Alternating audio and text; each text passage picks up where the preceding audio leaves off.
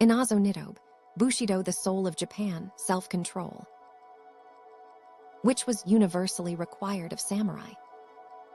The discipline of fortitude, on the one hand inculcating endurance without a groan, and the practice of politeness, on the other, forbidding us to disturb another's pleasure or serenity by visible tokens of our own sorrow or pain, united to produce a stoical bent of mind, and at length to harden it into a national habit of apparent stoicism.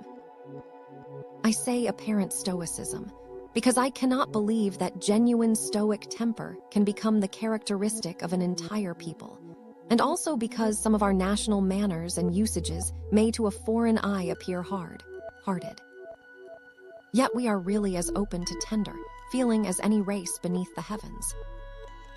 I am disposed to think that, in one sense, we must feel more than others, indeed, doubly more, since the very effort to restrain natural promptings involves suffering.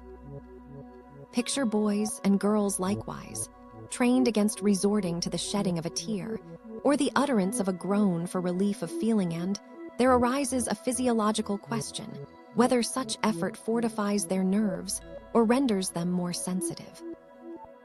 It was accounted unmanly for a samurai to betray his emotions upon his countenance.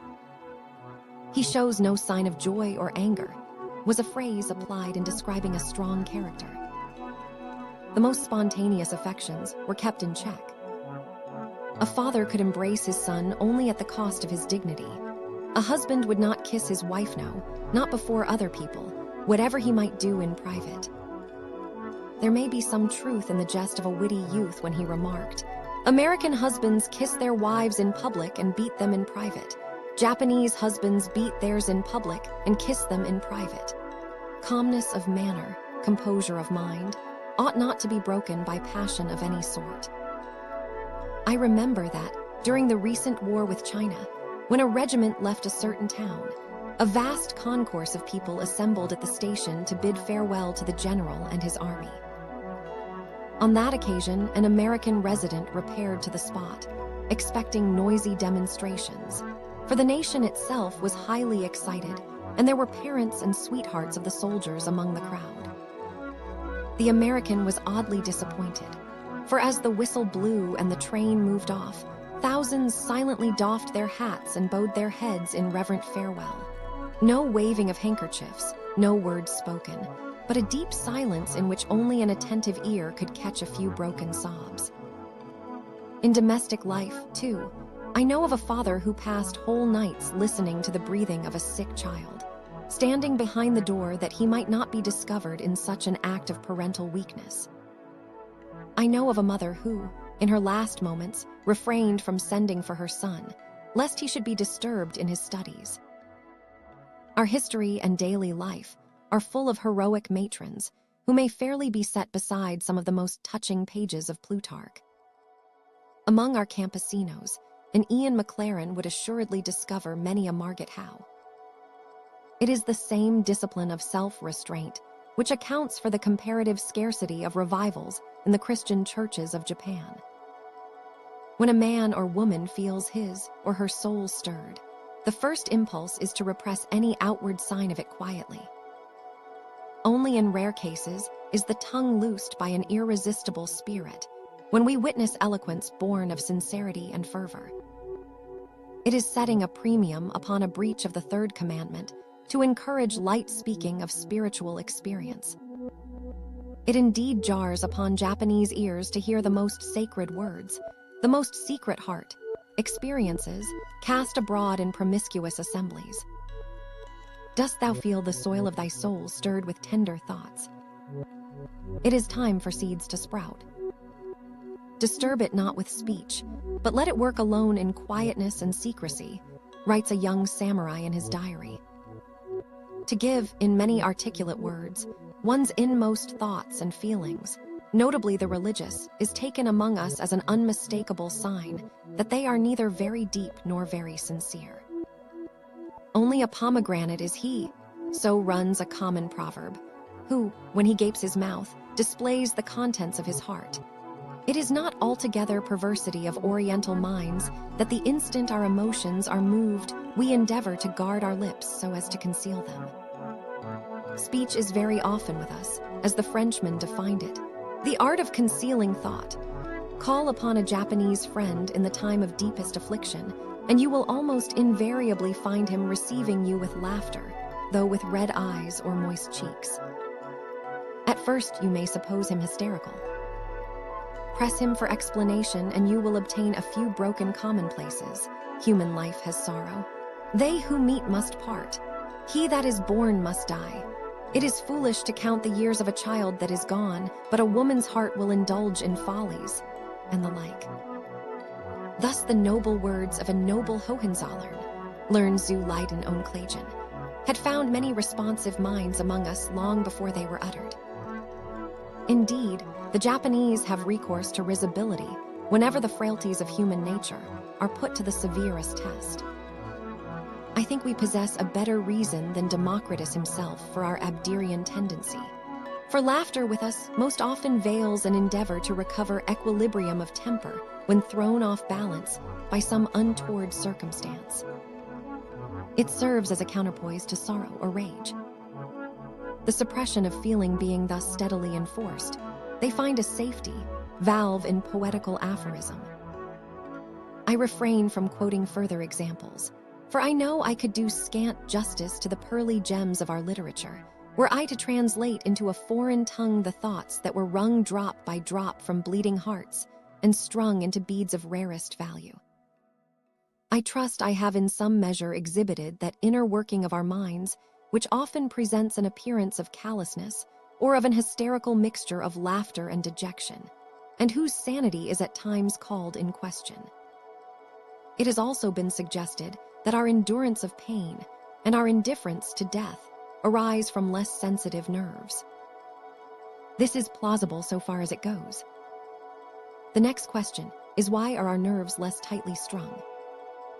It may be that our climate is not so stimulating as the American. It may be that our monarchical form of government does not excite us as much as the Republic excites the Frenchman. It may be that we do not read Sartor Resartus with the same zeal as the Englishman. Personally, I believe it was our very excitability and sensitiveness which made it necessary to recognize and enforce constant self-repression. But whatever the explanation, without taking into account long years of discipline in self-control, none can be complete. Discipline in self-control can easily be carried too far. It may repress the genial current of the soul. It may force pliant natures into distortions and monstrosities. It may engender bigotry, foster hypocrisy, or blunt affections. Be a virtue never so noble, it has its counterpart and counterfeit. We must acknowledge in each virtue its positive excellence and pursue its positive ideal. And the ideal of self-restraint is to keep our mind level, as our expression runs, or, to borrow a Greek term, to attain the state of euthymia, which Democritus called the highest good. The acme of self-control is reached and best illustrated in the first of the two institutions, which we shall now bring to view, namely, the institutions of suicide and redress.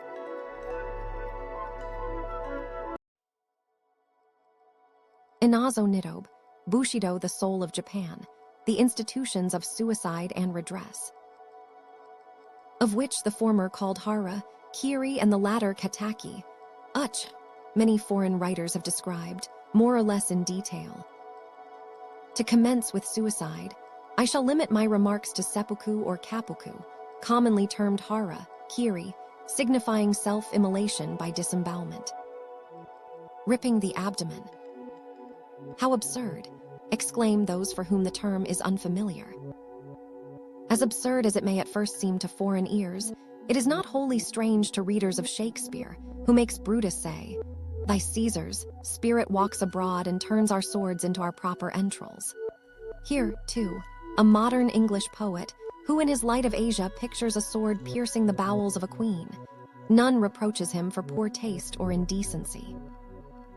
Or, to cite yet another example, behold Guercino's canvas of Cato's death in the Palazzo Rossa at Genoa. Whoever has perused The Swan, song Addison assigns to Cato will not mock the sword half, buried in his abdomen, In our imagination, this form of death attaches itself to acts of the noblest heroism and deepest pathos, so that nothing repellent, far less ludicrous, disfigures our conception of it. So marvelous the transmuting force of virtue, of greatness, of tenderness, that the vilest manner of death attains sublimity and becomes a symbol of renewed life. Otherwise, the portent Constantine saw could never have conquered the world. Not solely by extraneous associations does seppuku shed in our minds any hint of absurdity. The selection of this particular portion of the body was founded upon an ancient anatomical belief about the seat of soul and affections. When Moses wrote of Joseph's bowels yearning upon his brother, or David entreated the Lord not to forget his bowels, or when Isaiah, Jeremiah, and other ancient inspired bards spoke of the sounding or the troubling of bowels, they each affirmed the conviction, common among the Japanese, that the soul was enshrined in the abdomen. The Semites commonly referred to the liver and kidneys, and their enveloping fat as the seat of emotion and vitality. The term hara embraced more than the Greek phren or thumos, and both Japanese and Hellenes imagined the human spirit to reside somewhere in that region. This notion is by no means limited to ancient peoples. The French, despite the theory advanced by one of their foremost philosophers, Descartes, that the soul dwells in the pineal gland, persist in employing the term venter in a sense which, though anatomically imprecise, remains physiologically meaningful. Likewise, entrails in their tongue stands for affection and compassion. Nor is such belief mere superstition. It is in some ways more scientific than the prevalent notion of making the heart the center of feeling. Without consulting a friar, the Japanese knew better than Romeo in what vile part of this anatomy one's name did lodge. Modern neurologists speak of abdominal and pelvic brains, denoting sympathetic nerve, centers in those regions which are powerfully affected by psychical action. Once this view of mental physiology is admitted, the syllogism supporting seppuku becomes easy to construct. I will open the seat of my soul and show you how it fares. Judge for yourselves whether it is polluted or clean. I do not mean to be taken as asserting any religious or moral justification of suicide, yet the high valuation set upon honor furnished many with sufficient excuse to take their own lives. How many concurred with the sentiment voiced by Garth? When honor is lost, 'tis a solace to die, death is but a sure retreat from infamy, and have with a smile surrendered their souls to oblivion. Death, when honor was at stake, was accepted in Bushido as a key to resolving many complex dilemmas, so that to an ambitious samurai, a natural exit from life appeared a tame affair, and a consummation not devoutly to be wished. I dare assert that many devout Christians, if candid, will confess the fascination of, if not positive admiration for, the sublime composure with which Cato, Brutus, Petronius, and a host of other ancient worthies brought their earthly existence to an end. Is it too bold to suggest that the death of the first of philosophers was in part suicidal? When we are informed so minutely by his pupils how their master willingly submitted to the state mandate, which he knew to be morally mistaken, despite the chances of escape, and how he grasped the cup of hemlock in his own hand, even offering libation from its fatal contents, do we not discern in his whole conduct and demeanor an act of self-immolation? No physical compulsion, here as in ordinary executions. True, the judge's verdict was compulsory. It declared, "Thou shalt die in that by thy own hand." If suicide signifies no more than dying by one's own hand, Socrates presents a clear case of suicide. Yet no one would condemn him as a criminal. Plato, who disliked the practice, would not designate his master a suicide. My readers will now understand that seppuku was not a mere suicidal act. It constituted an institution, both legal and ceremonial. An invention of the Middle Ages, it was a procedure by which warriors could expiate crimes, apologize for faults, escape disgrace, redeem their friends, or demonstrate sincerity. When imposed as legal punishment, it was carried out with due ceremony. It was a refinement of self-destruction, and none could perform it without the utmost coolness and composure. For these reasons, it particularly suited the profession of bushi. Antiquarian curiosity, if nothing more, would urge me to present here a description of this obsolete ceremonial. But since a far abler writer has already given such an account, whose book is now little read, I am tempted to reproduce a somewhat lengthy quotation. Mitford, in his Tales of Old Japan, after translating a treatise on seppuku from a rare Japanese manuscript, proceeds to describe an instance of such an execution of which he himself was an eye-witness. We, 7 foreign representatives, were invited to follow the Japanese witness into the hondo, or main hall of the temple, where the ceremony was to be performed. It presented an imposing scene. A large hall, its high roof borne on dark wooden pillars. From the ceiling, there hung a profusion of the huge gilt lamps and ornaments peculiar to Buddhist temples. In front of the high altar, where the floor, covered with beautiful white mats, was raised some 3 or 4 inches from the ground, lay a rug of scarlet felt.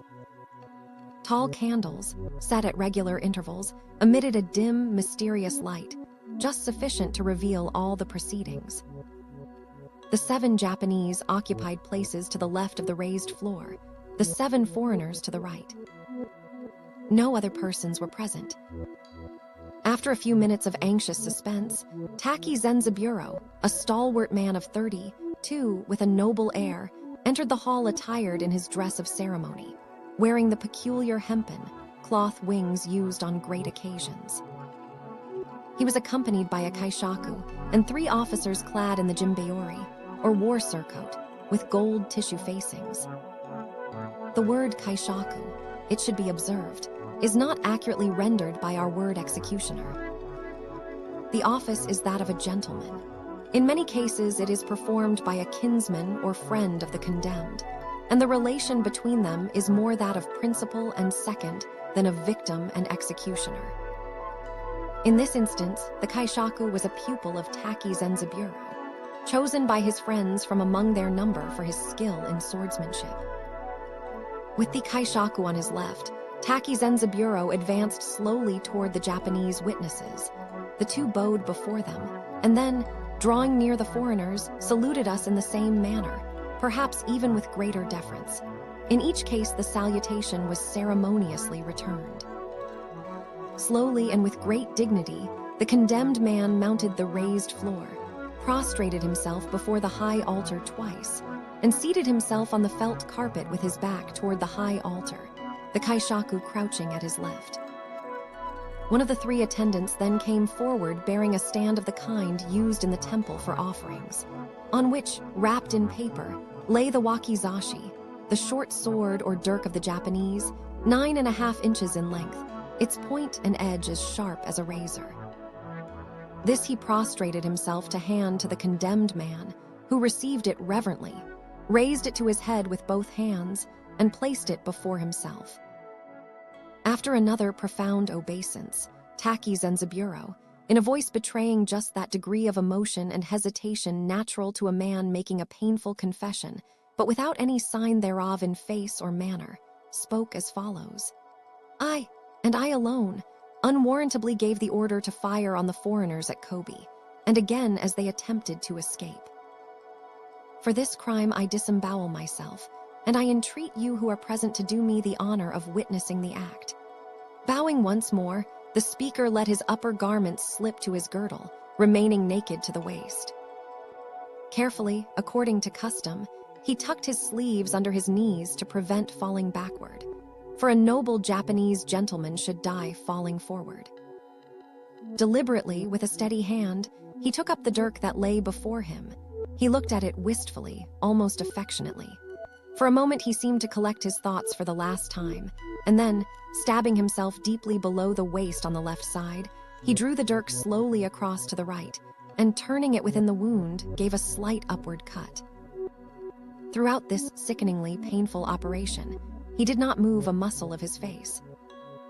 When he withdrew the dirk, he leaned forward and stretched out his neck. An expression of pain for the first time crossed his face, yet he uttered no sound. At that moment, the kaishaku, still crouching at his side and keenly watching his every movement, sprang up, poised his sword for an instant in the air. There was a flash, a heavy, ugly thud, a crashing fall. With one blow, the head was severed from the body. A dead silence ensued, broken only by the hideous sound of blood throbbing from the inert head before us, which a moment earlier had been a brave and chivalrous man. It was dreadful. The kaishaku made a low bow, wiped his sword with a piece of paper he had ready for the purpose, and retired from the raised floor. The stained dirk was then solemnly borne away, a bloody proof of the execution. The two representatives of the Mikado then left their places, and, crossing to where the foreign witnesses sat, called upon us to witness that the sentence of death upon Taki Zenzaburo had been faithfully executed. The ceremony at an end, we left the temple. I might multiply numerous descriptions of seppuku drawn from literature or from eyewitness accounts, but one more instance will suffice. Two brothers, Saken and Neki, respectively 20, 4, and 17 years old, endeavored to kill Ieyasu to avenge their father's wrongs. But before they could enter the camp, they were taken prisoner. The old general admired the courage of the youths who dared to attempt his life, and ordered that they should be permitted to die an honorable death. Their little brother Hachimaro, a mere child of 8 summers, was condemned to the same fate, as the sentence had been pronounced upon all the male members of the family, and the 3 were conveyed to a monastery where it was to be carried out. A physician present on the occasion left a diary from which the following scene is translated. When they were all seated in a row for final dispatch, Saken turned to the youngest and said, "Go thou first, for I wish to be sure that thou doest it aright." Upon the little one replying that, having never seen seppuku performed, he would like to watch his brothers do it, and then he could follow, the elder brothers smiled through their tears. "Well said, little fellow.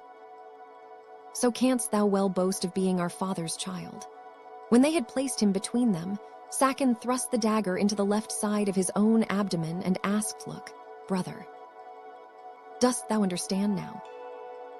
Only, don't push the dagger too far, lest thou fall back. Lean forward, rather, and keep thy knees well composed." Neki did likewise, and said to the boy, "Keep thy eyes open, or else thou mayst look like a dying woman. If thy dagger strikes anything within, and thy strength fails, take courage and redouble thy effort to cut across." The child looked from one to the other, and when both had expired, he calmly half-denuded himself and followed the example set him on either hand. The glorification of seppuku offered, naturally enough, a considerable temptation to its unwarranted commission. For causes wholly incompatible with reason, or for reasons utterly undeserving of death, hot-headed youths rushed into it as insects fly into flame. Mixed and dubious motives drew more samurai to this deed than nuns into convent gates. Life was cheap by the popular standard of honor. The saddest feature was that honor, which was always in the agio, so to speak, was not always pure gold, but alloyed with baser metals. No circle in the Inferno will boast a denser Japanese population than the 7th, to which Dante consigns all victims of self-destruction. And yet, for a true samurai to hasten death, or to court it was alike cowardly. "Evermore, come, ye dire sorrows and pains, and heap on my burdened back, that I not one test may lack of what strength in me remains." This, then, was the Bushido teaching: bear and face all calamities and adversities with patience, and with a pure conscience. For as Mencius taught, when heaven is about to confer a great office on anyone, it first exercises his mind with suffering and his sinews and bones with toil. It exposes his body to hunger and subjects him to extreme poverty, and it confounds his undertakings. In all these ways it stimulates his mind, hardens his nature, and supplies his incompetencies. True honor lies in fulfilling heaven's decree, and no death incurred in so doing is ignominious, whereas death to avoid what heaven has in store is indeed cowardly. In that quaint book of Sir Thomas Browne's Religio Medici, there is an exact English equivalent for what our precepts repeatedly teach. How near we come to the portals of the temple whose builder taught, "He that loseth his life for my sake shall find it." These are but a few of many examples which tend to confirm the moral identity of the human species, notwithstanding so assiduous an attempt to render the distinction between Christian and pagan as great as possible. We have thus seen that the Bushido institution of suicide was neither as irrational nor as barbarous as its abuse appears at first sight. We will now examine whether its sister institution of redress, or call it revenge, if you will, possesses mitigating features. I hope to dispose of this question in a few words, since a similar institution, or call it custom if you prefer, has at some time prevailed among all peoples and has not yet become altogether obsolete, as evidenced by the continuance of dueling and lynching. Why has not an American captain not long since challenged Esterhazy that the wrongs of Dreyfus be avenged? Among a savage tribe with no marriage, adultery is not a sin, and only a lover's jealousy guards a woman from abuse. Similarly, in an age with no criminal court, murder is not a crime, and only the vigilant vengeance of the victim's kin preserves social order. "What is the most beautiful thing on earth?" asked Osiris of Horus. The reply was, "To avenge a parent's wrongs," to which a Japanese would have appended, "and a master s. In revenge, there is something that satisfies one's sense of justice." The avenger reasons, "My good father did not deserve to die. He who killed him committed great evil. My father, were he alive, would not tolerate such a deed. Heaven itself abhors wrongdoing. It is my father's will. It is heaven's will that the evil doer cease from his work. He must perish by my hand, because he shed my father's blood. I, who am his flesh and blood, must shed the murderer's. The same heaven shall not shelter him and me." The reasoning is simple and childish, though we know Hamlet did not reason much more deeply. Nevertheless, it shows an innate sense of exact balance and of equal justice. An eye for an eye, a tooth for a tooth. Our sense of revenge is as exact as our mathematical faculty, and until both terms of the equation are satisfied, we cannot overcome the feeling that something remains undone. They in their turn were condemned by common law, but the popular instinct passed a different judgment, and hence their memory is still kept as green and fragrant as their graves at Sengakuji to this day. Though Lao Tzu taught to recompense injury with kindness, the voice of Confucius was far louder, counseling that injury must be recompensed with justice. And yet revenge was justified only when undertaken on behalf of our superiors and benefactors. One's own wrongs, including injuries inflicted upon wife and children, were to be borne and forgiven. A samurai could thus sympathize fully with Hannibal's oath to avenge his country's wrongs, but he scorns James Hamilton for carrying in his girdle a handful of earth from his wife's grave as an eternal spur to avenge her wrongs on the Regent Murray. Both institutions of suicide and redress lost their race and dare with the promulgation of the criminal code. No longer do we hear of romantic adventures of a fair maiden tracking, in disguise the murderer of her parent. No more can we behold tragedies of family vendetta enacted. The knight-errantry of Miyamoto Musashi is now a tale of the past. The well-organized police spy out the criminal for the injured party, and the law metes out justice. The whole state and society will ensure that wrong is righted. With the sense of justice satisfied, there is no need for kataki, ache. If this had meant that hunger of the heart which feeds upon the hope of glutting that hunger with the life, blood of the victim, as a New England divine described it, a few paragraphs in the criminal code would not have so entirely put an end to it. As to seppuku, though it now has no existence de jure, we still hear of it from time to time, and shall, I fear, continue to hear so long as the past is remembered. Many painless and time-saving methods of self-immolation will come into vogue, as its votaries increase with fearful rapidity throughout the world. But Professor Morselli will have to concede to seppuku an aristocratic position among them. Morselli maintains that when suicide is accomplished by very painful means or at the cost of prolonged agony in 99 cases out of 100, it may be assigned as the act of a mind disordered by fanaticism, by madness, or by morbid excitement. 21. But a normal seppuku does not savor of fanaticism, madness, or excitement. The utmost sang, Freud being necessary to its successful accomplishment. Strahan divides suicide, the rational or quasi, and the irrational or true seppuku is the best example of the former. From these bloody institutions, as well as from the general tenor of Bushido, it is easy to infer that the sword played a central part in social discipline and life. The saying passed as an axiom, which proclaimed the sword the soul of the samurai.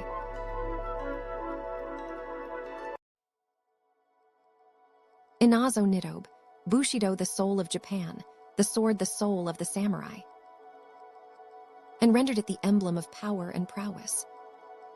When Mahomet declared that the sword is the key of heaven and of hell, he but echoed a Japanese sentiment. At a very early age, the samurai boy learned to wield it. It was a momentous occasion when, at 5 years old, he was apparelled in the paraphernalia of samurai costume, set upon a go, board 23, and initiated into the rites of the military profession by having a real sword thrust into his girdle in place of the toy dirk with which he had been playing. After that first ceremony of adoptio per arma, he was no longer seen outside his father's gates without this badge of status, although for every day where it was commonly substituted by a gilded wooden dirk. Not many years pass before he constantly wears the genuine steel, albeit blunt, and the sham arms are cast aside, while with pleasure keener than that of his newly acquired blades, he sallies forth to try their edge on wood and stone. When he attains man's estate at 15, invested with independence of action, he can pride himself upon possessing arms sharp enough for any work. The mere possession of the dangerous instrument imparts to him an air and feeling of self-respect and responsibility. He doth not bear his sword in vain. What he carries in his belt symbolizes what he carries in his mind and heart, loyalty and honor. The two swords, the longer and the shorter, called respectively Daido and Shodo, or katana, and wakizashi never forsake his side. When at home, they occupy the most conspicuous place in his study or parlor. By night they guard his pillow within easy reach of his hand. Constant companions, they are beloved and are bestowed with proper names of endearment. Venerated, they are well nigh worshipped. The father of history records, as a curious detail, that the Scythians sacrificed to an iron scimitar. Many a temple and many a family in Japan hoard a sword as an object of adoration. Even the commonest dirk receives due respect. Any insult to it amounts to a personal affront. Woe to him who carelessly treads over a weapon lying on the floor. So precious an object cannot long escape the notice and skill of artists, nor the vanity of its owner, especially in peaceable times, when it is borne with as little use as a bishop's crozier or a king's scepter. Shark skin and the finest silk for the hilt, silver and gold for the guard, lacquer in varied hues for the scabbard, all robbed the deadliest weapon of half its terror. Yet these appurtenances are playthings compared with the blade itself. The swordsmith was no mere artisan but an inspired artist, and his workshop a sanctuary. Daily he commenced his craft with prayer and purification, or, as the phrase ran, he committed his soul and spirit into the forging and tempering of the steel. Every swing of the sledge, every plunge into water, every friction on the grindstone constituted a religious act of no slight import. Was it the spirit of the master, or that of his tutelary god, which cast a formidable spell over the sword? Perfect as a work of art, defying its Toledo and Damascus rivals, there is more than art could impart. Its cold blade, collecting upon its surface the moment it is drawn the vapors of the atmosphere, Its immaculate texture, flashing a light of bluish hue, its matchless edge, upon which histories and possibilities hang. The curve of its back uniting exquisite grace with utmost strength. All these thrill us with mixed feelings of power and beauty, of awe and of terror. Harmless would be its mission, if it only remained a thing of beauty and joy. But ever within reach of the hand, it presented no small temptation to abuse. Too often the blade flashed forth from its peaceful sheath. The abuse sometimes went so far as to try the newly acquired steel upon some harmless creature's neck. The question that concerns us most, however, is, did Bushido justify the promiscuous use of the weapon? The answer is unequivocally no. As it laid great stress upon proper use, so did it denounce and abhor misuse. A dastard or a braggart was he who brandished his weapon on unmerited occasions. A self-possessed man knows the fit time to use it, and such occasions arise but rarely. Let us listen to the late Count Katsu, who passed through one of the most turbulent periods of our history, when assassinations, suicides, and other sanguinary practices were the order of the day. Endowed, as he once was, with almost dictatorial powers and repeatedly marked out as an object for assassination, he never tarnished his sword with blood. In relating some of his reminiscences to a friend, he says, in a quaint, plebeian way peculiar to him, "I have a great dislike for killing people, and therefore I have not killed a single man. I have spared those whose heads should have been chopped off." A friend one day said to me, "You don't kill enough. Don't you eat pepper and eggplants? Well, some people are little better. But you see that fellow was himself slain. My escape may be owing to my dislike of killing. I had the hilt of my sword so tightly fastened to the scabbard that it proved hard to draw the blade. I made up my mind that though they cut me, I would not cut. Yes, some people are truly like fleas and mosquitoes, they bite, but what does their biting amount to? It itches a little, that is all. It will not endanger life." These are the words of one whose Bushido training was tried in the fiery furnace of adversity and of triumph. The popular apothegm to be beaten is to conquer, meaning that true conquest consists in not opposing a riotous foe, and the best won victory is that obtained without the shedding of blood. And others of similar import reveal that, after all, the ultimate ideal of knighthood was peace. It was a great pity that this high ideal was left exclusively to priests and moralists to preach, while the samurai continued practicing and extolling martial traits.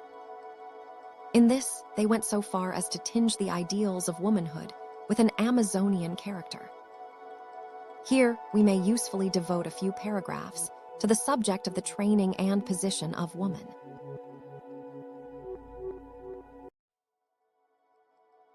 Inazo Nitobe, Bushido, the soul of Japan, the training and position of woman. The female half of our species has occasionally been styled the exemplar of paradoxes, because the intuitive operations of her mind lie beyond the grasp of man, so called arithmetical understanding. The Chinese ideogram for the mysterious, or the unknowable, is formed of two elements, one signifying young and the other woman, suggesting that the physical charms and delicate thoughts of the fair sex transcend the coarse mental caliber of men to account for. Yet in the Bushido conception of woman, there is little real mystery and only an apparent contradiction. I have called it Amazonian, but that only paints part of the picture. The Chinese sign for wife shows a woman bearing a broom, certainly not as an implement for offense or defense against her conjugal companion, nor as an instrument of witchcraft, but for the homely purposes for which the besom was first contrived, the idea being thus no less domestic than the etymological origin of the English wife, weaver, and daughter, duhitter, milkmaid. Without narrowing woman's function to Kutsch, Kirch, kinder, as the present German Kaiser is reputed to do, the Bushido ideal of womanhood was, above all, domestic. These apparent contradictions, domesticity and Amazonian traits, are not at variance with the precepts of knighthood, as we shall demonstrate. Bushido being a doctrine primarily addressed to the masculine sex, the virtues it extolled in woman were naturally not those usually deemed distinctly feminine. Winckelmann observes that the supreme beauty of Greek art is rather male than female, and Lecky adds that the moral conception of the Greeks followed their art. Bushido in like manner commended most those women who emancipated themselves from the frailty of their sex and displayed an heroic fortitude worthy of the strongest and the bravest of men. Young girls, therefore, were trained to repress their feelings, to harden their nerves, to handle weapons, especially the long, handled sword called nada, so that they might hold their own against sudden peril. Yet the chief motive for such martial exercises was not military employment. It was twofold, personal and domestic. Woman, owning no suzerain of her own, formed her private bodyguard. With her weapon, she guarded her personal sanctity as zealously as her husband guarded his master. The domestic end of her warlike training lay in the education of her sons, as will be shown later. Fencing and allied exercises, though seldom of practical necessity, constituted a wholesome antidote to the otherwise sedentary habits of women. But these drills were not practiced merely for hygiene. They could be turned to account in moments of exigency. Girls, on reaching womanhood, received dirks, kai, ken, pocket poniards, which might be hurled at the bosom of their assailants, or, if deemed advisable, directed upon themselves. The latter was often the case, and yet I will not condemn them harshly. Even the Christian conscience, with its horror of self-immolation, cannot be severe when it recalls Pelagia and Domnina, two suicides, who were canonized for purity and piety. When a Japanese Virginia saw her chastity threatened, she did not wait upon her father's dagger. Her own weapon lay always upon her bosom. It was a disgrace not to know the proper mode of effecting self-destruction. For instance, little as she learned of anatomy, she must know the exact spot to cut her throat. She must know how to bind her lower limbs with a girdle so that, whatever the pangs of death, her corpse would be found in utmost modesty, with the limbs duly composed. Is not such prudence worthy of the Christian Perpetua or the Vestal Cornelia? I should not propound this abrupt question were it not for a misconception, deriving from our bathing customs and other trifles, that chastity is unknown among us. On the contrary, chastity was a predominant virtue of the samurai woman, prized above life itself. A young woman, once taken prisoner and seeing herself in peril of violence by rough soldiery, declares she will yield to their pleasure, provided she be first permitted to write a line to her sisters, whom war has scattered far and wide. When the letter is finished, she runs to the nearest well and preserves her honor by drowning. The epistle she leaves ends with these verses. For fear lest clouds should dim her light, should she but touch this nether sphere, the young moon poised above the height hastes swiftly to the sky's clear mirror. It would be unjust to convey to my readers the notion that masculinity alone constituted our highest ideal for woman. Far from it. Accomplishments and the gentler graces of life were exacted of them. Music, dancing, and literature were not neglected. Some of the finest lyrics in our literature express feminine sentiment. Indeed, women played an important part in the history of Japanese belles letters. Dancing was taught. I speak of samurai girls and not of geisha, merely to soften the angularity of their movements. Music was to console the weary hours of fathers and husbands. Hence it was not for mere technique, the art for art's sake, that music was learned. The end was moral purification, for it was said that no harmony of sound is attainable without the player's heart itself being in accord. Here again, we perceive the same principle seen in the training of youths, that accomplishments were always subordinate to moral worth. Just enough of music and dancing to lend grace and brightness to life, but never so much as to encourage vanity and extravagance. I sympathize with the Persian prince who, when brought into a London ballroom and pressed to join the revelry, bluntly observed that in his country, a particular set of girls was provided to perform that kind of service for them.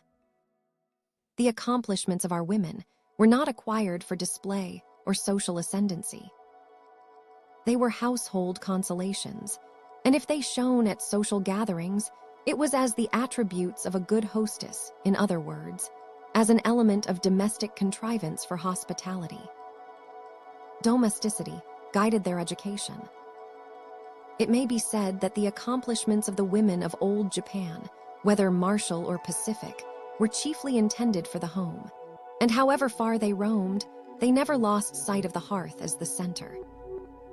It was to uphold its honor and integrity that they slaved, drudged, and yielded their lives. Night and day, in tones at once firm and tender, brave and plaintive, they sang to their little nests.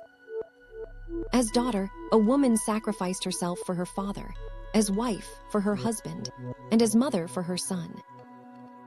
Thus, from earliest youth, she was taught self-denial. Her life was not one of independence, but of dependent service. Man's helpmeet, if her presence aids him, she remains upon the stage with him. If it impedes his work, she retires behind the curtain. Not infrequently, a youth becomes enamored of a maiden who returns his love with equal ardor.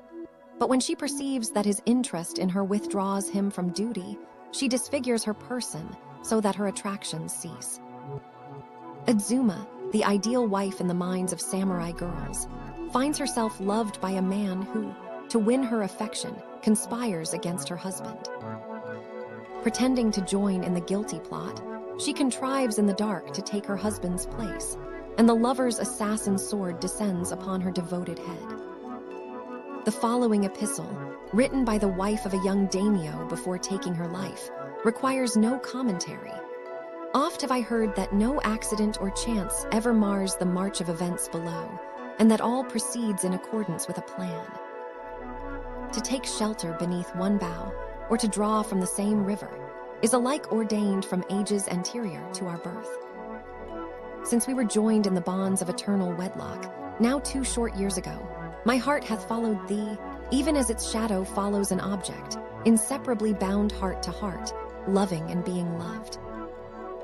Learning but lately, however, that the coming battle is to be the last of thy toil and life, take the farewell greeting of thy loving partner.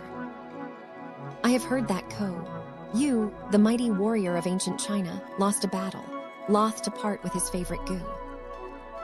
Yashinaka, too, brave though he was, brought disaster upon his cause, too weak to bid a prompt farewell to his wife. Why should I, to whom earth no longer offers hope or joy, why should I detain thee or thy thoughts by living? Why should I not, rather, await thee on the road which all mortals shall sometime tread? Never, I pray thee, never forget the many benefits which our good master Hideyori hath lavished upon thee. The gratitude we owe him is as deep as the sea and as high as the hills. Woman's self, surrender to the good of her husband, home, and family, was as willing and honorable as man's self, surrender to the good of his lord and country. Self-renunciation, without which no life, enigma may be solved, was the keynote of man's loyalty as well as of woman's domesticity.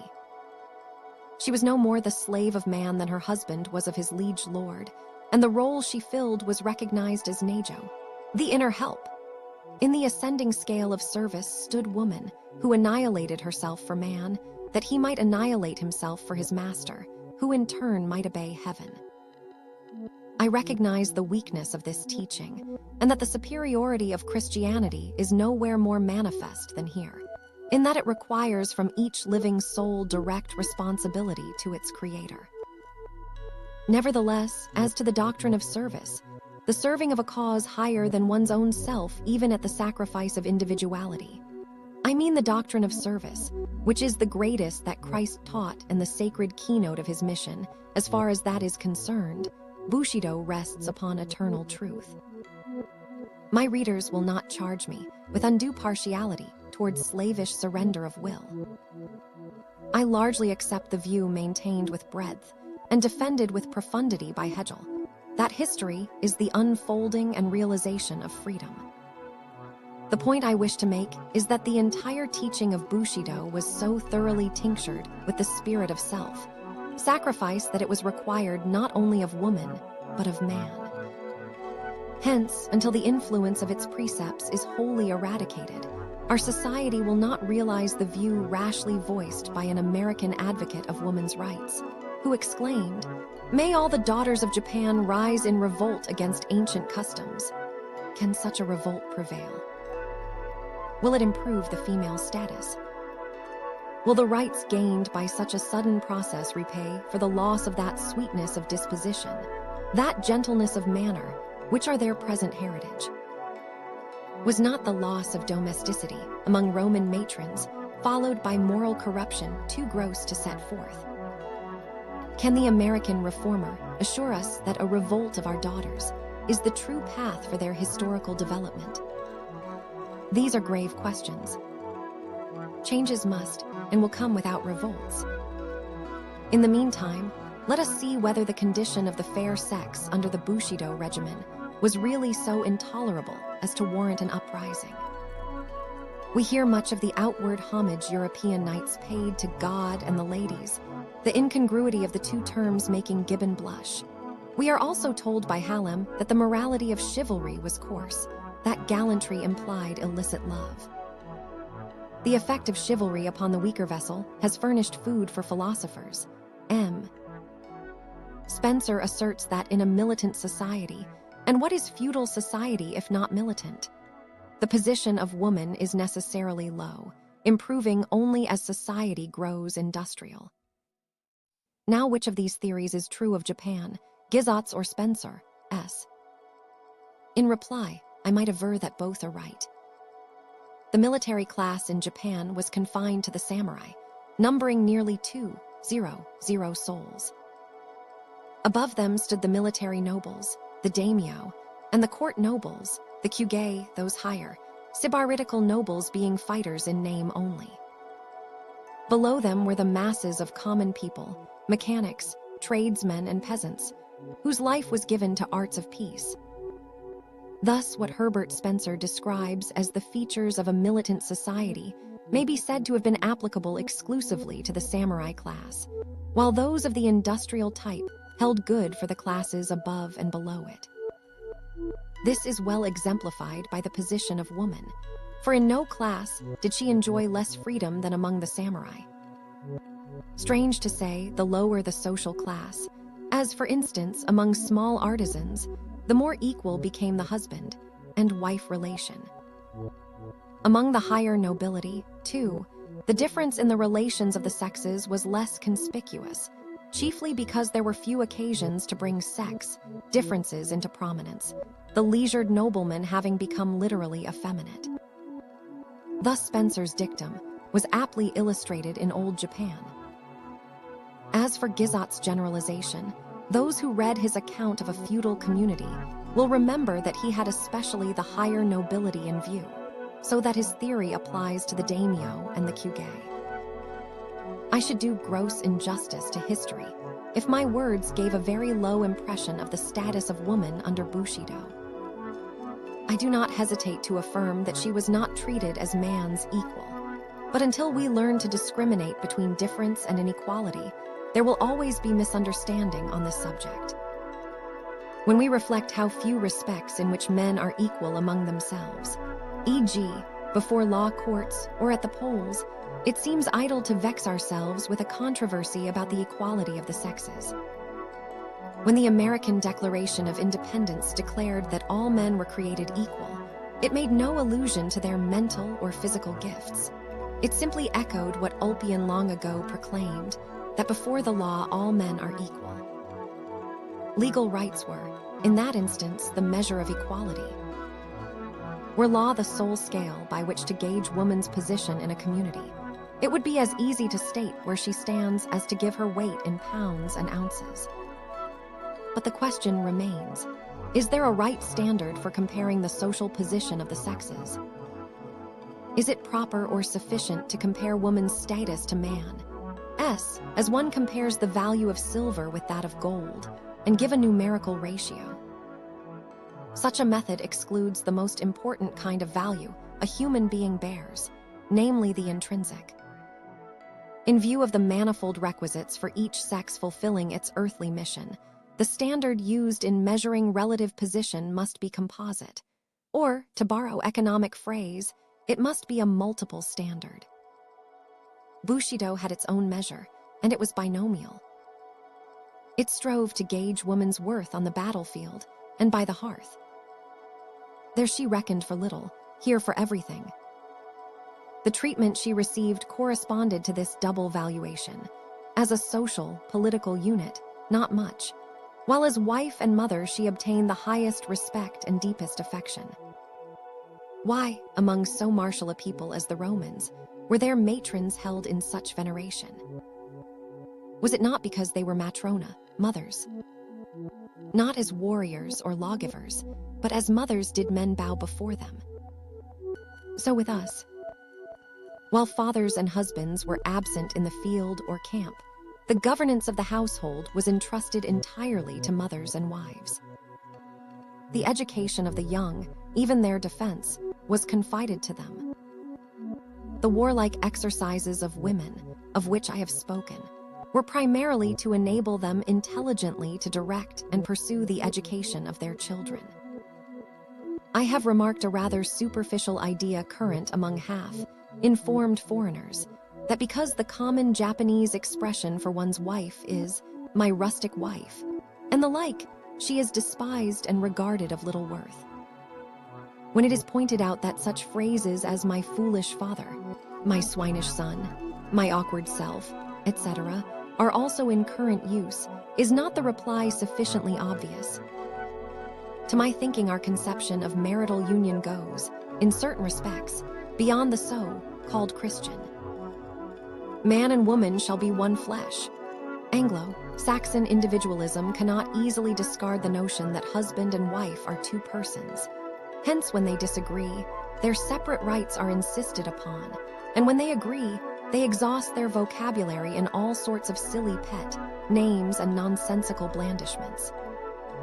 It sounds highly irrational to our ears when a husband or wife speaks to a third party of his other half, better or worse, as being lovely, bright, kind, and whatnot. Is it good taste to speak of oneself as "my bright self," "my lovely disposition," and so forth?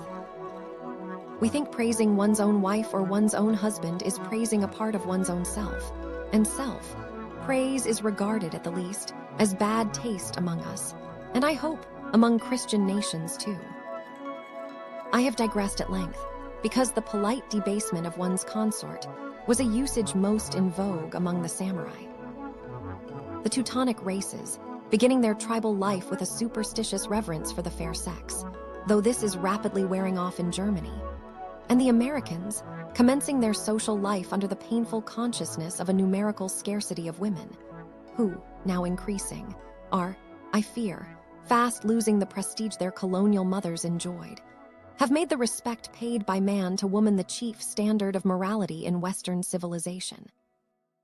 But in the martial ethics of Bushido, the main watershed between good and bad was sought elsewhere.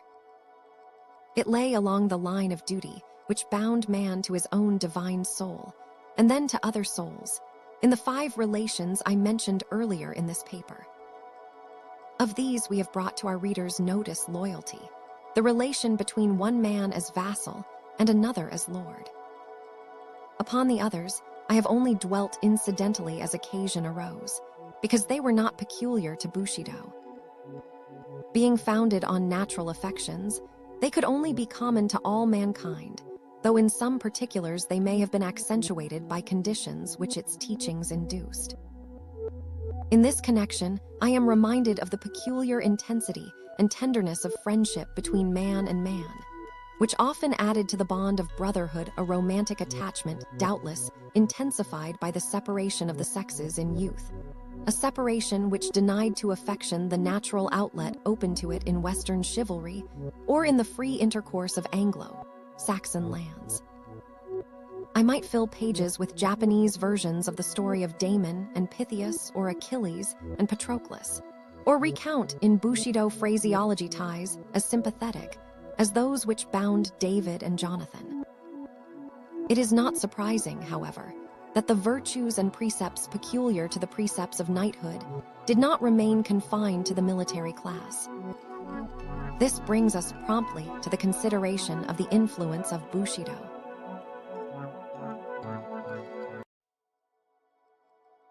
Inazo Nitobe, Bushido, the soul of Japan, the influence of Bushido on the nation at large.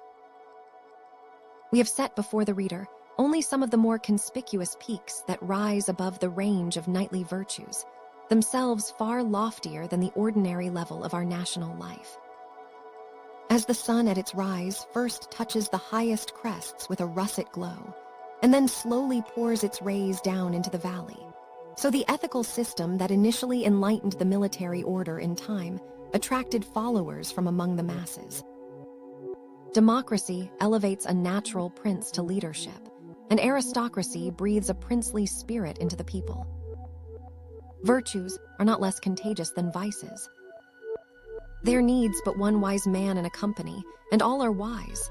So rapid is the contagion, Emerson observes.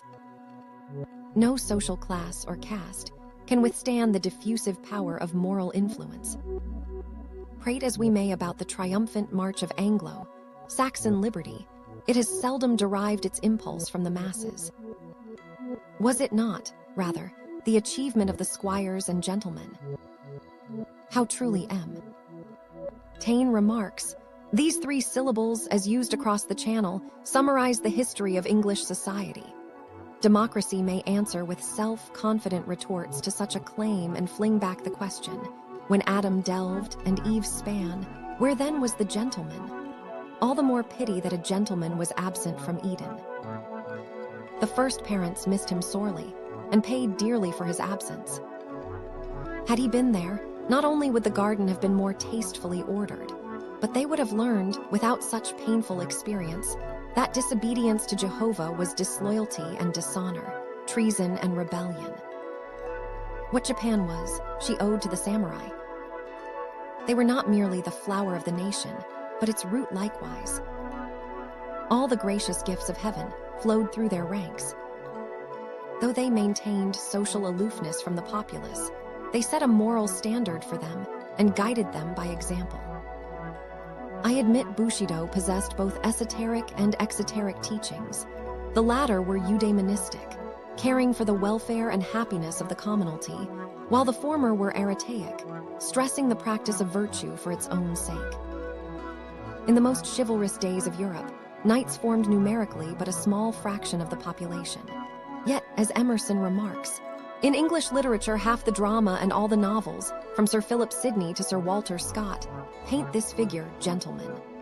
Put in place of Sidney and Scott the names Chikamatsu and Bakken, and you have, in a nutshell, the chief features of Japan literary history. The innumerable avenues of popular amusement and instruction, the theaters, the storytellers' booths, the preacher's dais, musical recitations, the novels, have made the stories of the samurai their chief theme. Peasants around the open fire in their huts never tire of repeating the achievements of Yoshitsune and his faithful retainer Benkei, or of the two brave Soga brothers. The dusky urchins listen with gaping mouths until the last stick is consumed and the fire dies in embers, yet their hearts remain aglow with the tale told. Clerks and shop boys, after their day's labor is done and the Amato 20, 7 of the store are closed, gather to relate the story of Nobunaga and Hideyoshi far into the night, until slumber overtakes their weary eyes and transports them from the drudgery of the counter to the exploits of the field. Even the babe just beginning to toddle is taught to lisp the adventures of Mamatero, the daring conqueror of Ogre land. Even girls are so imbued with love of knightly deeds and virtues that, like Desdemona, they would incline to devour with greedy ear the romance of the samurai. The samurai grew to be the beau ideal of the entire race. As among flowers the cherry is queen, so among men the samurai is lord, so sang the populace. Debarred from commercial pursuits, the military class itself did not further commerce. Yet there was no channel of human activity, no avenue of thought, that did not receive to some extent an impetus from Bushido. Intellectual and moral Japan was, directly or indirectly, the work of knighthood. Whatever may be said of the soundness of his argument, these statements are amply verified by the part played by Bushi in the social progress, so far as it went, of our empire. How the spirit of Bushido permeated every social class is shown also in the development of a certain order of men known as Otoko, Date, the natural leaders of democracy. Staunch fellows they were, every inch charged with the strength of massive manhood. At once spokesmen and guardians of popular rights, each had a following of hundreds and thousands who proffered, much as samurai did to daimyo, the willing service of limb and life, of body, chattels, and earthly honor. Backed by a vast multitude of rash and impetuous working men, those born bosses formed a formidable check upon the rampancy of the too sordid order. In manifold ways, Bushido has filtered down from the social class whence it originated, and acted as leaven among the masses, furnishing a moral standard for the whole people. The precepts of knighthood, begun at first as the glory of the elite, became in time an aspiration and inspiration for the nation at large. And though the populace could not attain the moral height of those loftier souls, yet Yamato Damashe, the soul of Japan, ultimately came to express the Volksgeist of the island realm. If religion is no more than morality touched by emotion, as Matthew Arnold defines it, few ethical systems are more entitled to the rank of religion than Bushido. Madaruri has put the mute utterance of the nation into words when he sings, Isles of Blessed Japan. Should strangers seek to scan your Yamato spirit, say, scenting the morn sun, lit air blows the cherry wild and fair. The Yamato spirit is not a tame, tender plant, but a wild, in the sense of natural, growth. Indigenous to the soil, it may share accidental qualities with the flowers of other lands, yet in essence remains the original, spontaneous outgrowth of our clime. Yet its nativity is not its sole claim upon our affection. The refinement and grace of its beauty appeal to our aesthetic sense as no other flower can. We cannot share the Europeans' admiration for their roses, which lack our flower simplicity. Then, too, the thorns hidden beneath the rose sweetness, the tenacity with which she clings to life as though loth or afraid to die rather than drop untimely, preferring to rot upon her stem, her showy colors and heavy odors. All these are traits so unlike our flower, which bears no dagger or poison beneath its beauty, which is ever ready to depart life at nature call, whose colors are never gorgeous, and whose light fragrance never palls. Beauty of color and form is limited in its showing. It is a fixed quality of existence, whereas fragrance is volatile, ethereal as the breath of life. Thus, in all religious ceremonies, frankincense and myrrh play a prominent part. There is something spiritual about redolence. When the delicious perfume of the sakura quickens the morning air, as the sun in its course rises to illumine first the isles of the Far East, few sensations are more serenely exhilarating than to inhale, as it were, the very breath of beauteous day.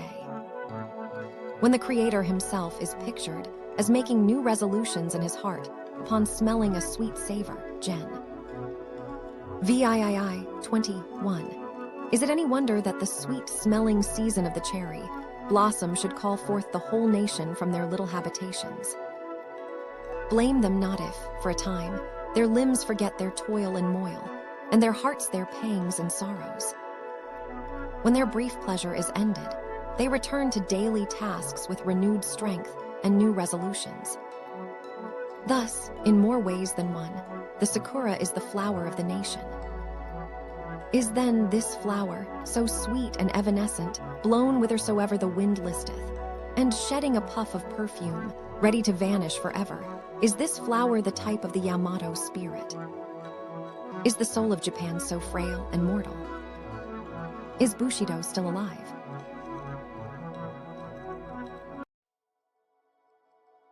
Inazo Nitobe, Bushido the soul of Japan, is Bushido still alive? Or has Western civilization, in its sweep across the land, already effaced every vestige of its ancient discipline? It would be a sorrowful thing if a nation's soul could perish so swiftly. Such a pitiable soul would be one that yielded so readily to alien influences. The aggregate of psychological elements that make up a national character is as tenacious as the irreducible elements of species, of the fins of fish, of the beak of the bird, of the tooth of the carnivorous animal. In his recent book, replete with shallow asseverations and brilliant generalizations, M. Laban 29 asserts, the discoveries due to the intelligence are the common patrimony of humanity. Qualities or defects of character constitute the exclusive patrimony of each people. They are the firm rock which the waters must wash day by day for centuries, before they can wear away even its external asperities. These are weighty words, and would merit deep consideration, if only there existed qualities and defects of character which constitute the exclusive patrimony of each people. Schematizing theories of this kind had been advanced long before Laban set pen to paper, and they were long since exploded by Theodore Waits and Hugh Murray. In examining the several virtues instilled by Bushido, we have drawn upon European sources for comparison and illustration, and have found that no single quality of character was its exclusive patrimony. It is true that the aggregate of moral qualities presents a markedly unique aspect. The character which Bushido impressed upon our nation, and upon the samurai in particular, cannot be said to form an irreducible element of species. Yet as to the vitality it still retains, there can be no doubt. Were Bushido a mere physical force, the momentum it has acquired over the last 700 years could not have halted so abruptly. Were it transmitted solely by heredity, its influence would have to be immensely widespread. Consider as M. Chassin, a French economist, has calculated that supposing there be 3 generations in a century, each of us would have in his veins the blood of at least 20 millions of the people living in the year 1000 AD, the merest peasant who grubs the soil, bowed by the weight of centuries, has in his veins the blood of ages, and is therefore brother to us as much as to the ox. An unconscious and irresistible power, Bushido has moved the nation and its individuals. It was an honest confession of the race when Yasuda Shoin, one of the most brilliant pioneers of modern Japan, wrote on the eve of his execution the following stanza. Full well I knew this path must end in death. It was the Yamato spirit that urged me on to dare whatever might betide. Unformulated, Bushido was and remains the animating spirit, the motor force of our country. While this is very true in most respects, particularly regarding tangible and concrete institutions, that statement, when applied to fundamental ethical notions, requires some modification. For Bushido, the maker and product of old Japan, is still the guiding principle of the transition and will be the formative force of the new era. The great statesmen who steered the ship of our state through the hurricane of the Restoration and the whirlpool of national rejuvenation were men who knew no moral teaching other than the precepts of knighthood. Some writers 30 have lately attempted to prove that Christian missionaries contributed an appreciable quota to the making of New Japan. I would fain render honor where honor is due, but this honor can hardly be accorded to the good missionaries. More fitting it would be for their profession to adhere to the scriptural injunction of preferring one another in honor, than to advance a claim for which they have no proofs. For my part, I believe that Christian missionaries are doing great things for Japan in the domain of education, and especially moral education. Only the mysterious, though no less certain, working of the Spirit remains hidden in divine secrecy. Whatever they do remains of indirect effect. No, as yet Christian missions have effected but little that is visible in molding the character of New Japan. No, it was Bushido, pure and simple, that urged us on for weal or woe. Open the biographies of the makers of modern Japan, of Sakuma, of Seigo, of Okubo, of Kaido, not to mention the reminiscences of living men such as Edo, Okuma, Itagaki, etc., and you will find that it was under the impetus of samuraihood that they thought and wrought. Henry Norman declared, after his study and observation of the Far East, 30, One, that the chief respect in which Japan differed from other Oriental despotisms lay in the ruling influence among her people of the strictest, loftiest, and the most punctilious codes of honor that man has ever devised. He touched the mainspring which has made New Japan what she is, and which will make her what she is destined to be. The transformation of Japan is a fact patent to the entire world. In an enterprise of such magnitude, various motives naturally entered. But if one were to name the principal, one would not hesitate to name Bushido. When we opened the whole country to foreign trade, when we introduced the latest improvements in every department of life, when we began to study Western politics and sciences, our guiding motive was not the development of physical resources and the accumulation of wealth. Much less was it a blind imitation of Western customs.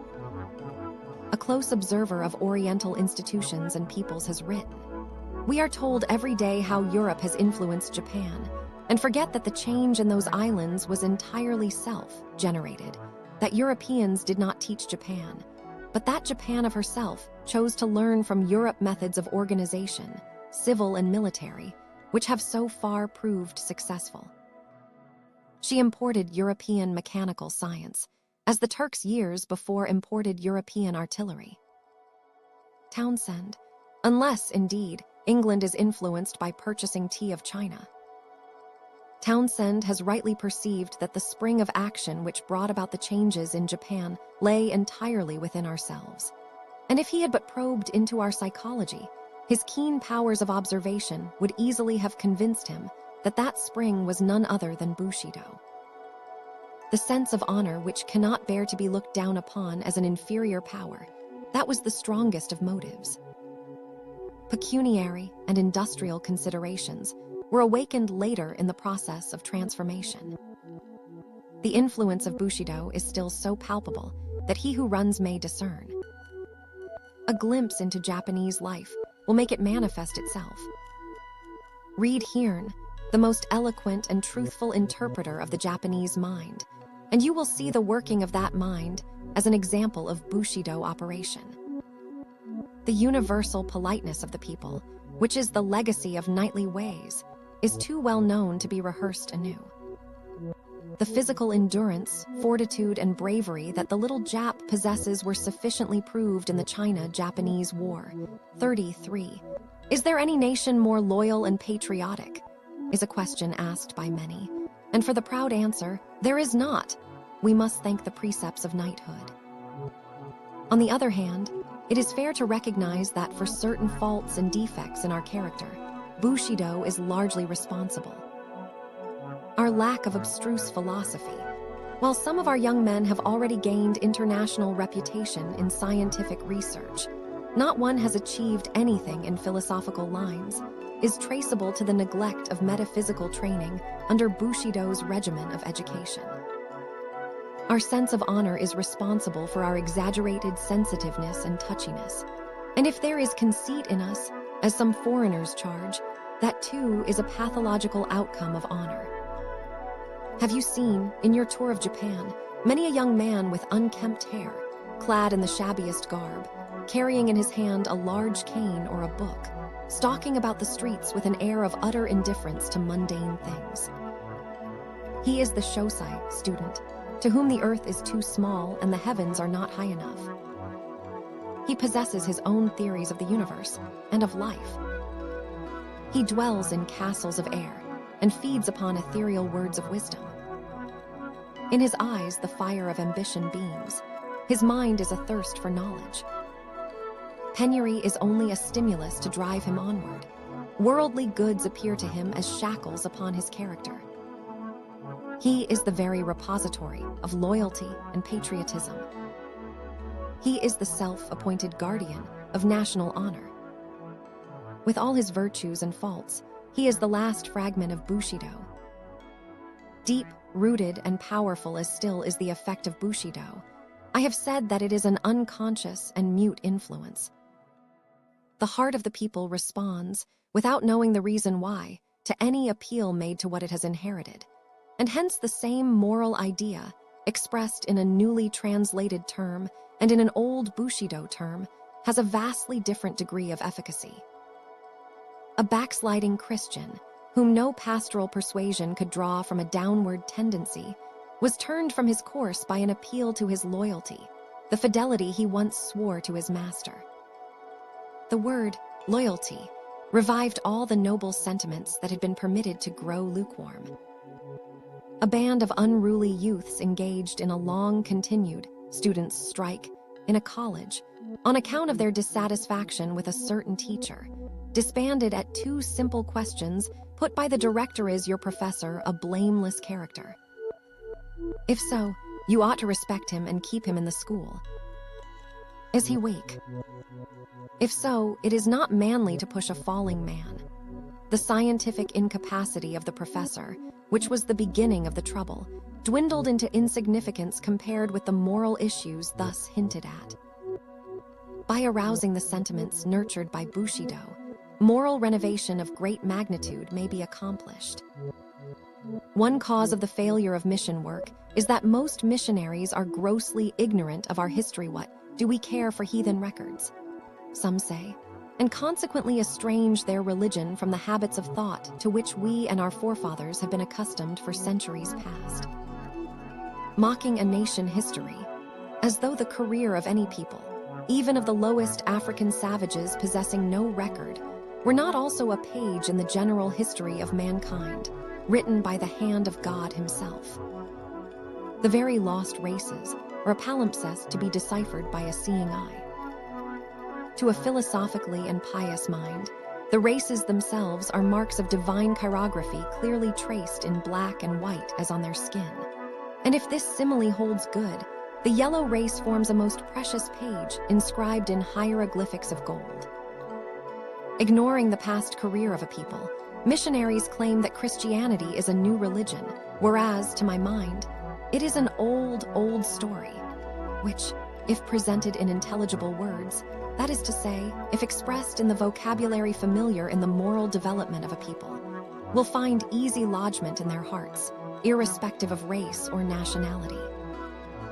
Christianity in its American or English form, with more of Anglo-Saxon freaks and fancies than of the grace and purity of its founder, is a poor scion to graft upon Bushido stock.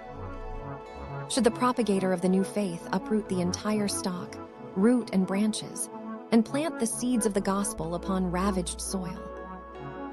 Such a heroic process may be possible in Hawaii, where, it is alleged, the church militant had complete success in amassing spoils of wealth itself, and in the annihilation of the aboriginal race. Such a process is most decidedly impossible in Japan. Nay, it is a process which Jesus himself would never have employed in founding his kingdom on earth. It behooves us to take more to heart the following words of a saintly man, devout Christian and profound scholar. Men have divided the world into heathen and Christian, without considering how much good may have been hidden in the one, or how much evil may have been mingled with the other. They have compared the best part of themselves with the worst of their neighbors, the ideal of Christianity with the corruption of Greece or the East. They have not aimed at impartiality, but have been contented to accumulate all that could be said in praise of their own and in dispraise of other forms of religion. 34. But whatever error may be committed by individuals, there is little doubt that the fundamental principle of the religion they profess is a power which we must take into account in reckoning the future of Bushido.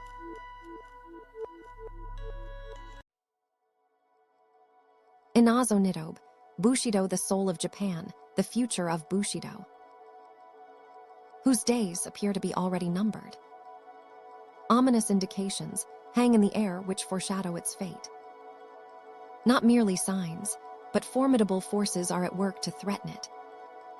Few historical comparisons can be made more judiciously than that between the chivalry of Europe and the Bushido of Japan, and should history repeat itself, it will assuredly deal with the latter as it did with the former.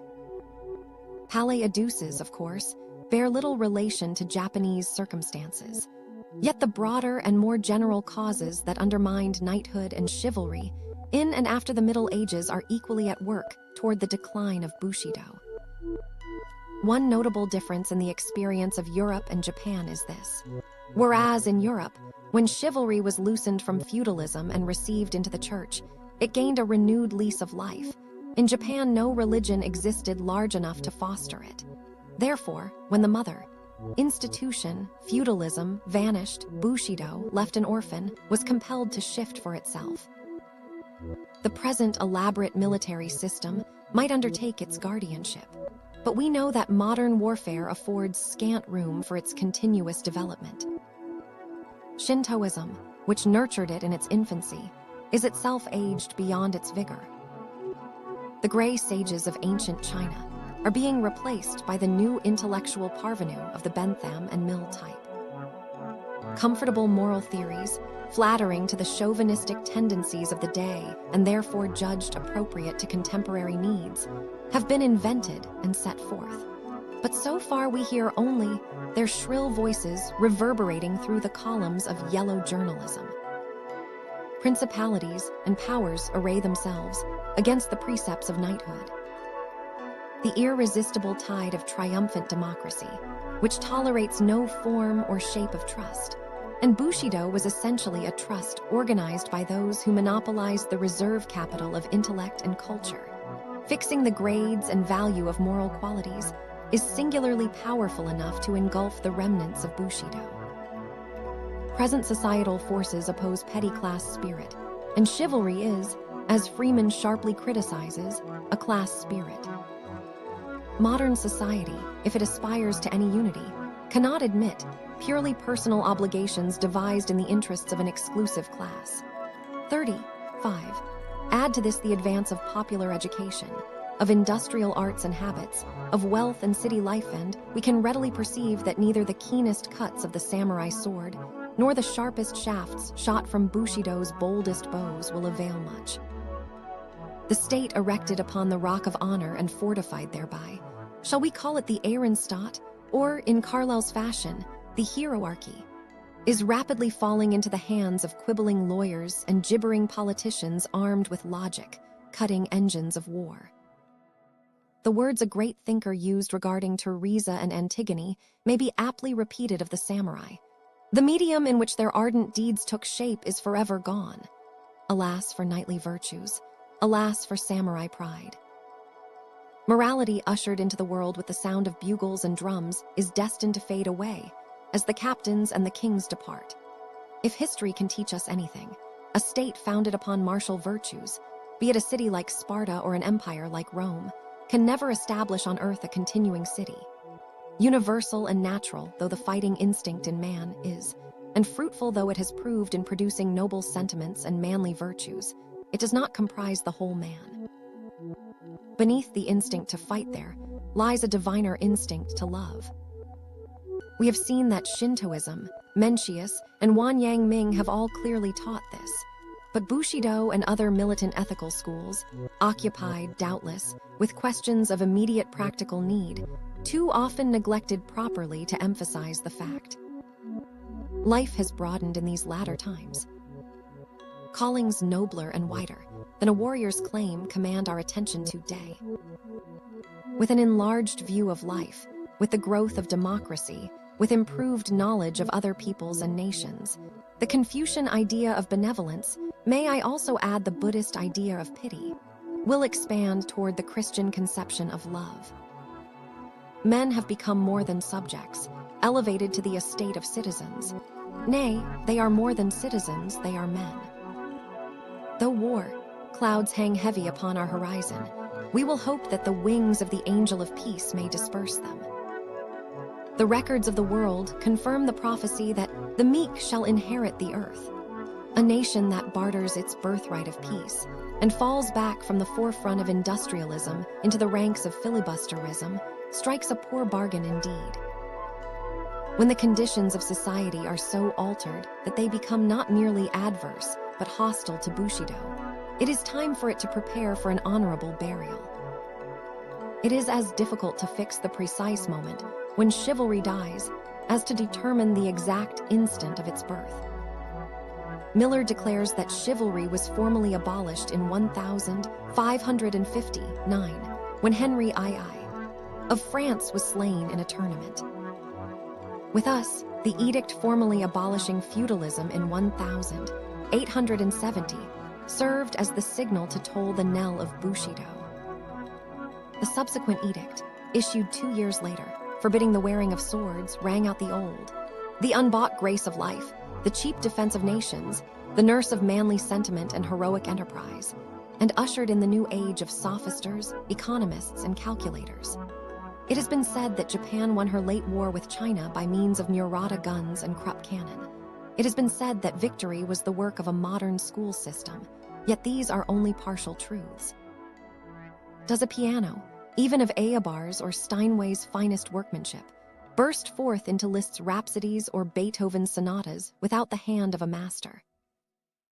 Or if guns alone win battles, why did not Louis Napoleon defeat the Prussians with his mitrailleuse, or the Spaniards subdue the Filipinos with Mausers, whose arms were no better than old-fashioned Remingtons?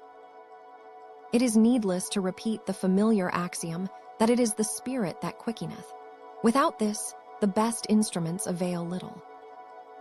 The most improved guns and cannon do not fire of themselves.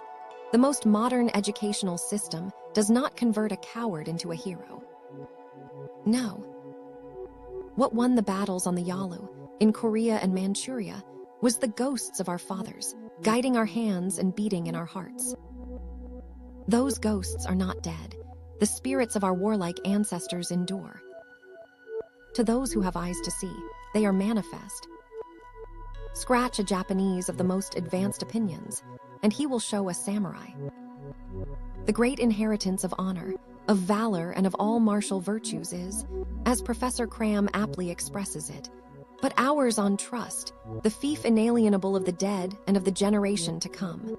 And the summons of the present is to guard this heritage, not to lessen one jot of the ancient spirit. The summons of the future will be to widen its scope, that it may apply in all walks and relations of life.